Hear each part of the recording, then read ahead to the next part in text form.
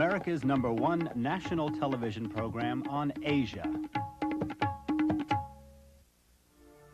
Many countries of the world can be represented by a special landmark or symbolized by a single image, like the Great Wall of China or the pyramids in Egypt. The Republic of the Philippines, however, defies such easy description. Imagine tropical islands in the South Pacific, inhabited by people of Malay origins who are Catholic with Spanish surnames and speak English. An interesting combination, isn't it? Well, the Philippines is all that and more. Tonight, in the first episode of a two-part show, we'll take a look at this country and its people, its history and culture, and the recent events here which made news headlines all over the world.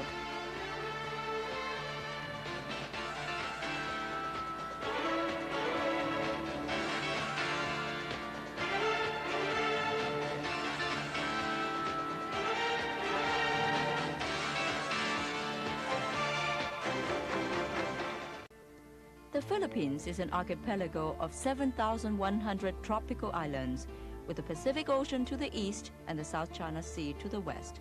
The country's total land surface is roughly the size of Italy, and most of this area is taken up by just 11 large islands.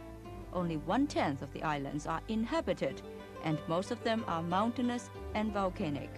Scientists theorize that they were once connected to continental Asia by land bridges. This may explain why the native cultures of the Philippines have so many aspects in common with those of Southeast Asia and Polynesia.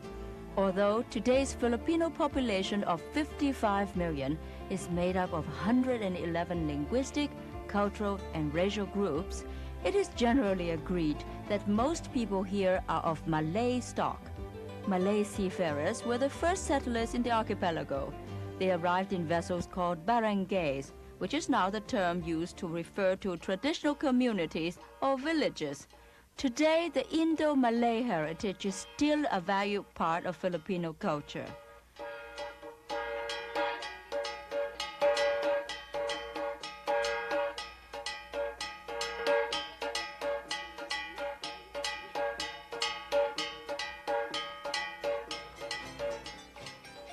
On the other hand, the Philippines has been called the least Oriental of Oriental countries.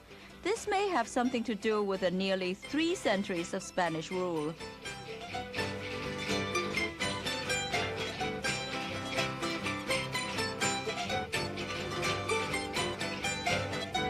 In 1521, famed Portuguese explorer Ferdinand Magellan sailed in search of the spice trade for Spain and stumbled upon these islands. The cross he planted upon his arrival almost 450 years ago still stands today in a shrine on the island of Cebu. His initial welcome by the natives turned to armed conflict and death when he encountered Lapu-Lapu, an island chief now regarded as the first local freedom fighter against foreign rule. Soon the Spaniards returned in force as conquistadors. They took the islands and named them after King Philip II.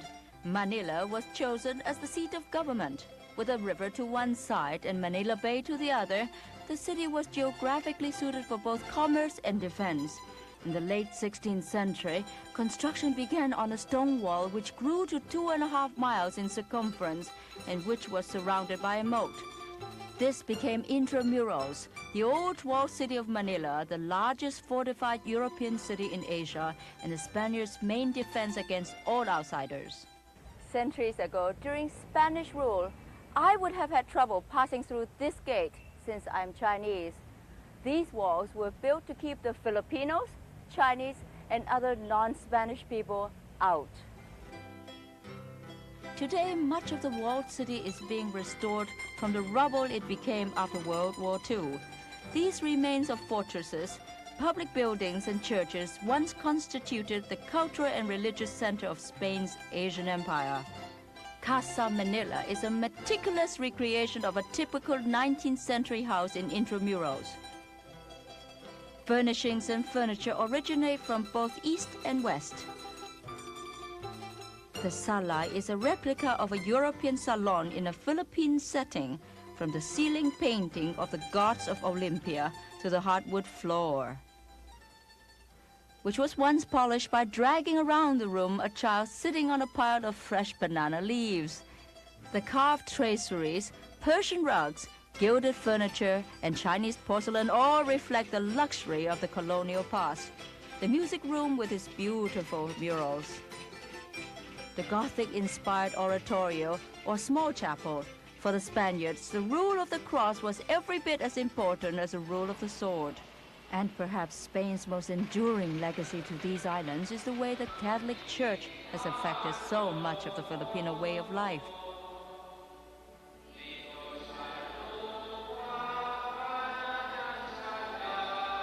Today, the Philippines is predominantly Catholic, the main exception being the people of Mindanao, the southern region which had been converted to Islam by Arab traders in pre-Spanish times.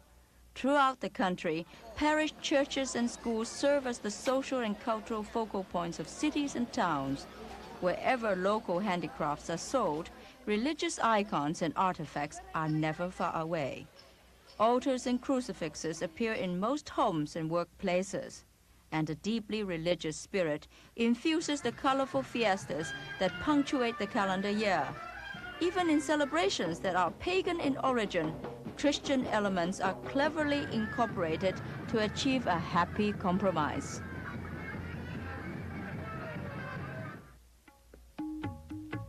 When we return, we'll take a look at American influence in the Philippines.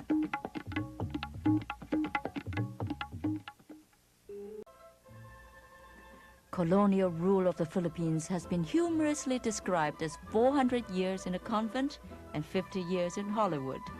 The convent refers to Spain, and Hollywood is, of course, the US of A. By the end of the 19th century, a movement to gain independence from the Spanish had gathered considerable momentum. Its chief propagandist was Dr. Jose Rizal, today regarded as the country's national hero. His execution by Spaniards in 1896 sparked a revolution which led to the Declaration of Independence 2 years later by General Emilio Aguinaldo. The same year, the Spanish-American War broke out over Cuba, and Commodore George Dewey entered Manila Bay and destroyed the Spanish fleet.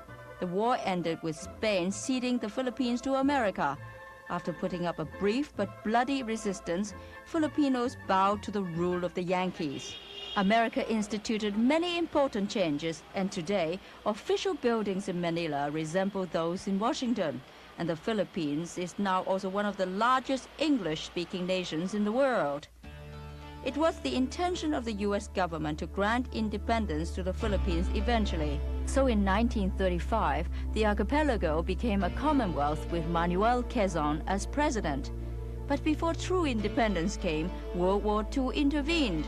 3 days after the bombing of Pearl Harbor on December 7, 1941, the Japanese attacked the island of Corregidor. Here, for 5 months, American forces defended Manila Bay with obsolete weapons and were finally overrun by the invaders. General Douglas MacArthur, who was headquartered on Corregidor, pulled out to Australia in March of 1942, vowing to return. He kept his famous promise 2 years later, when he and his men waded to shore on the island of Leyte. In 1946, the islands were finally proclaimed independent by the American government. Over 40 years later, there are as many traces of Hollywood as there are of the convent in the Republic of the Philippines. Americanized English, together with Spanish and Tagalog, the official Philippine dialect, are the 3 national languages, although Spanish is the least used. The megastar, together in one mega movie. On television, the voiceovers on movie trailers are in English, although the movies advertised are in Tagalog. At ang hold up ka na pumatay ka pa ng bumbero. Kaya nga ho ako tumawag sa inyo kasi ho yung bumbero na pagkamalang ko yung pulis. Certainly, much of the media and entertainment scene is patterned after the American formula.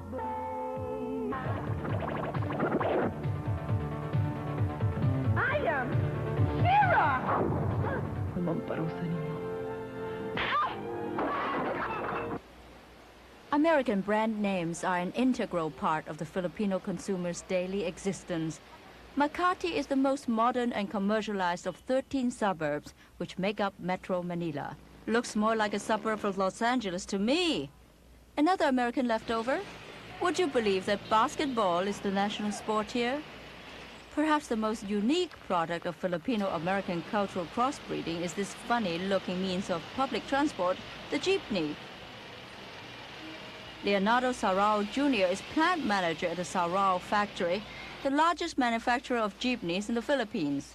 It's part of American heritage because the jeepney is a, what they call this?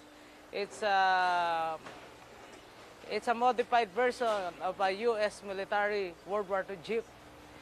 And right after World War II, some enterprising Filipinos modified the World War II jeeps in order to accommodate a lot of people and also to be used as a means of mass transportation. While the supply of genuine American-made Jeep chassis dried up some 20 years ago, jeepney manufacturing is still big business in the Philippines. Only now the chassis are fabricated by hand. We fabricate them by hand and then they are welded one by one, hammered to exact specifications and also decorated manually. And that's why it takes around 2 to 3 weeks to make a complete jeepney. The engines are Isuzu, made in Japan. We strip them apart, we change everything which are worn out, and then we reassemble them, and it's like new. The decorative design of jeepneys has been raised to the level of high art, or at least pop art. One favorite motif is the horse. The reason? Well, Leonardo Sarao Sr., who founded the company 35 years ago, used to drive a jalesa, a horse-drawn carriage. Most jeepneys have names. Some are named after their owners, while others, well, it's anybody's guess how they got their names. Each jeepney can seat up to 17 passengers, and one needs a special license and must abide by certain rules to become a jeepney driver. And no matter how funny they may look to you, they have become an essential feature of the Philippine landscape.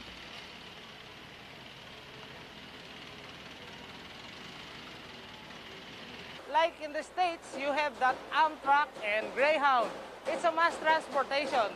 It's for everybody. When we return, we'll talk to some Filipinos about the recent political changes. There stands a haunting statue. It depicts a major turning point in recent Filipino history, the assassination of Senator Benigno Aquino at Manila Airport in 1983. Ninoy Aquino was the leader of the opposition against Ferdinand Marcos. In 1972, Marcos declared martial law and made Aquino a political prisoner. After 3 years of self-exile in America, Aquino was shot to death while disembarking from the plane that brought him home. His death triggered a political movement that found a new leader in Corazon Aquino, widow of the slain senator. It eventually toppled the Marcos dictatorship in February 1986 in a revolution propelled by what has come to be known as people power. June Keithley, a well-known journalist and TV personality, played a significant role during the revolution. When Marcos' forces had blacked out all civilian media, Keithley, with the aid of 2 teenagers, operated a secret radio station to keep people informed. I didn't risk my life for Cory Aquino. I did it for my son. I did it for the rest of the children of my country, for the rest of the people here. You have to understand that we had lived for so long in silence. We were afraid to speak. And even if you joked about it, etc. and so on, many times people would look over their shoulders and say, shh, you know, somebody might be listening, and so on. And I actually didn't like what was going on here, and I thought, if I was going to try to teach my son all these values, but he saw that nobody actually paid any attention to any of these values, then what was the use of my teaching him that? So it was a choice. I mean, there was no choice after all.